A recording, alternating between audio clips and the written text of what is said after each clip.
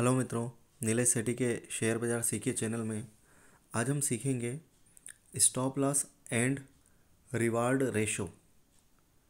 मित्रों, जब भी हम ट्रेडिंग करते हैं तो हमारे सामने सबसे बड़ी समस्या यह होती है कि स्टॉप लॉस हम किस प्राइस पर लगाएं और limit price and trigger price में कितना अंतर हो। मित्रों, जब भी हम ट्रेड करते हैं तो हमारे माइंड में ट्रेड लेने से पहले उस ट्रेड से कितना प्रॉफिट लेना है यह डिसाइडेड रहता है, लेकिन लॉस की लिमिट क्या होगी इस बारे में हम कभी विचार ही नहीं करते हैं। जबकि होना यह चाहिए कि हमें लॉस की लिमिट पहले से ही निर्धारित कर लेना चाहिए। मित्रों, सवाल यह है कि हमारे लॉस की लिमिट क्या हो।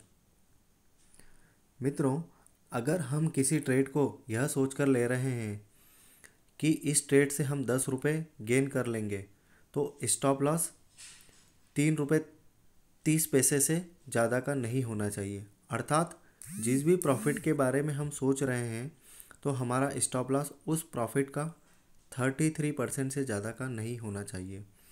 मित्रों, इसको हम 1:3 रेशो या 33/67% में भी समझ सकते हैं।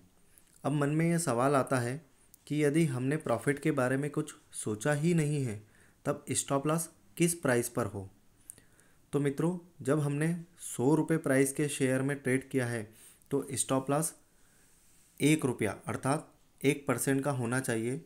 200 रुपये का शेयर है तो 2 रुपये, 300 रुपये का शेयर है तो 3 रुपये, और इसी प्रकार यदि शेयर का प्राइस 1000 रुपये का है तो 10 रुपये का स्टॉप लॉस होना चाहिए। मित्रों, हम रिवार्ड के बारे में बात करेंगे। रिवार्ड को किस प्रकार निर्धारित करें, तो मित्रों मैं यही कहूँगा कि प्रॉफिट के बारे में पहले से डिसाइड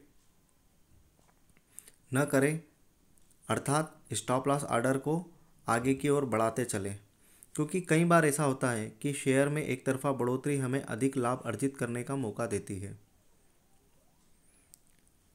मित्रों, लिमिट प्राइस और ट्रिगर प्राइस क्या रखें।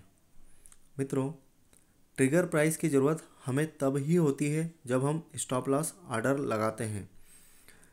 लिमिट प्राइस और ट्रिगर प्राइस हम स्टॉप लॉस ऑर्डर लगाते समय समान भी रख सकते हैं, लेकिन इन दोनों में अंतर रखना हमारे लिए ठीक होता है।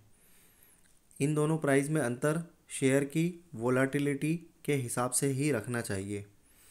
जैसे शेयर का प्राइस 100 रुपये है तो 25 पैसे का अंतर रख सकते हैं, 200 रुपये का है तो 50 पैसे का अंतर रख सकते हैं, और 500 रुपये का है तो 2 रुपये का अंतर रख सकते हैं, और 1000 रुपये का है तो 4 रुपये का अंतर रख सकते हैं। मित्रों, अंतर रखना इसलिए ज़रूरी है कि कई बार ऐसा होता है कि स्टॉप लॉस ट्रिगर नहीं होते। सौदा एकदम से अत्यधिक उतार चढ़ाव होने के कारण हमारे स्टॉप लॉस जंप कर जाते हैं। तो प्राइस में अगर हम अंतर रखेंगे तो हमारे स्टॉप लॉस कभी भी जंप नहीं करेंगे और कम से कम नुकसान में हम उस सौदे से बाहर हो पाएंगे। आशा है मित्रों यह जानकारी आपको स्पष्ट रूप से समझ में आई होगी। धन्यवाद।